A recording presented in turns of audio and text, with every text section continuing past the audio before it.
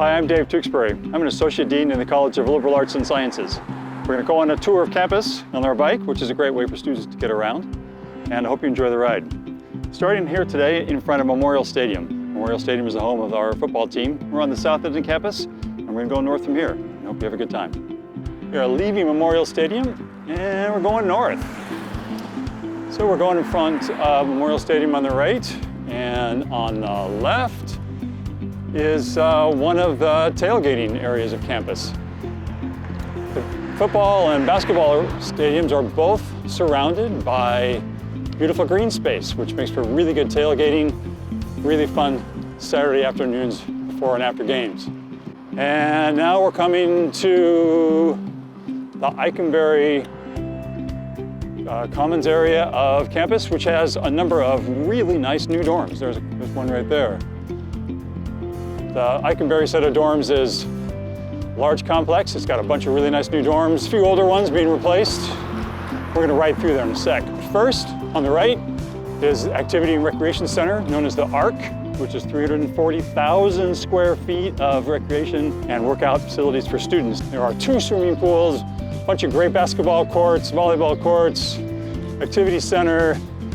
All right, now we're taking a left into the Eikenberry residential area. So, dorm on the right, dorm on the left. Those are the old ones, and they're gradually replacing those buildings with beautiful new buildings. A couple up straight in front of us here, and they're on the left as well.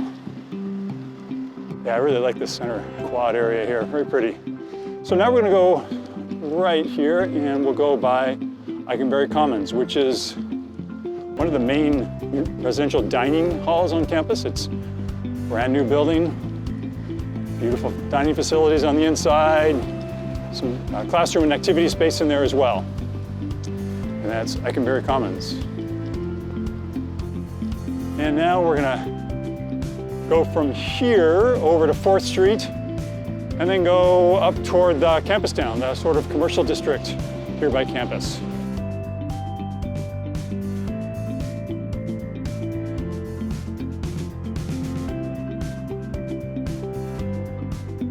Okay, turning from 4th Street onto Green Street. So Green Street is the heart of Campustown. Campustown is the Champaign side of campus, and it houses a lot of students and a lot of shopping, bars, restaurants that are all catering towards students. And there also are a number of really major changes that have happened in the last 24 years that I've been to campus. There are a lot newer businesses, but mostly a lot of apartment buildings. So you can see just up ahead of us are 2 relatively new ones, one brand new one there going in. And there's really been a trend here on campus to build a lot more housing for students right next to campus. These are big, beautiful apartment buildings just within 1 or 2 blocks of campus. It's really pretty amazing. This one's getting a target. And we'll go straight here onto campus and drive by Alma Mater. So Alma Mater is the statue designed by the Raider Taft, and it's really a beautiful place. It's the place where alumni like to come, students like to gather.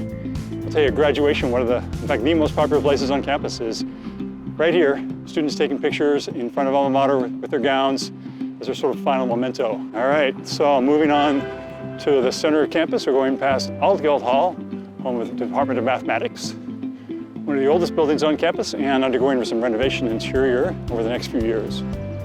And on the left is the Illini Union. Illini Union was built in 1941 and is really a gorgeous place, home to student activities, restaurants, so there's shopping, but mostly just a great place for students to spend their time working together, studying.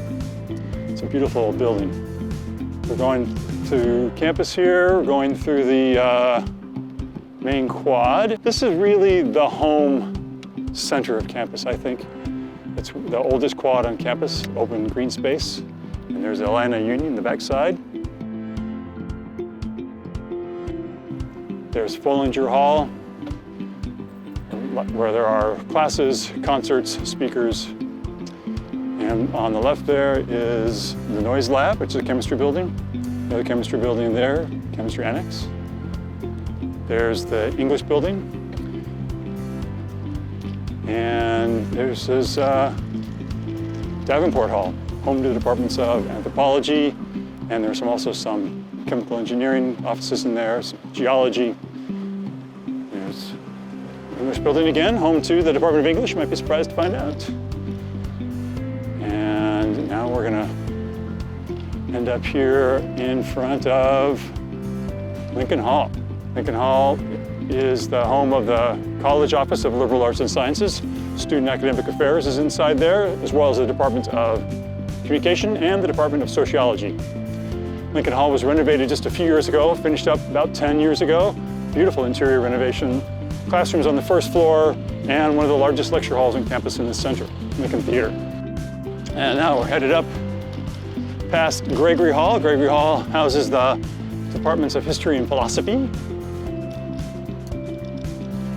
And we're gonna go on toward the libraries. We have two main libraries here. Well, there are lots of libraries on campus, but the two largest libraries are here. This is the main library in front of me, which houses more volumes than any other public university library in the country. And it's next to the undergraduate library, which is there. And you think, well, undergraduate library, that's terrible. They got like a little kiosk. No, the undergraduate library is underground, connected by a tunnel, by the way, from the main library here.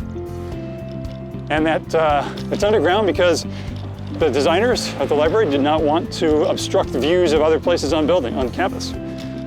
So the undergraduate library mostly houses study space, tutoring, some resources for students, not too many books. Most of those are housed in the main library and in the satellite libraries spread around campus. And now we're headed back next to the DKH. David Kinley Hall is the home of the Department of Economics and the Department of Political Science. And now we're down in the South Quad, looking up toward Follinger Hall, the backside of that beautiful building. South Quad is surrounded by a lot of buildings from the agriculture school. And then there's a North Quad, which is surrounded by a lot of buildings of the engineering school. All right, here we are in front of the McFarland bell tower, built only about 10 years ago. It's kind of nice because this far south on the South Quad, you can't hear the main bell tower at Altgeld Hall as well. So here you get a sort of echo of the bells. They chime on the hour, they play music. It's kind of a nice place to hang out. It's also nicely landscaped, and it's right in the middle of this sort of south part of campus. All right, well, from here, we're gonna go got one more thing to show you. We're gonna go a little bit to the south, and we'll pick you up there, and we'll talk about this last little gem part of campus.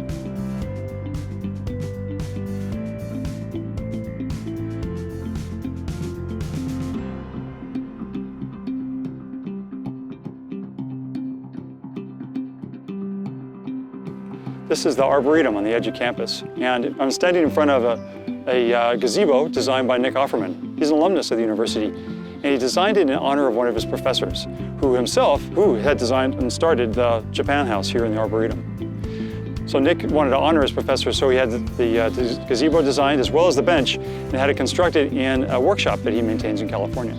I've been here for 24 years, and this is a beautiful place. I've really enjoyed working here and living here. I've always said that Champaign-Urbana is a great place to live, and I think that's the same for the students as well. So I hope you come and visit, and I think you'll like it here.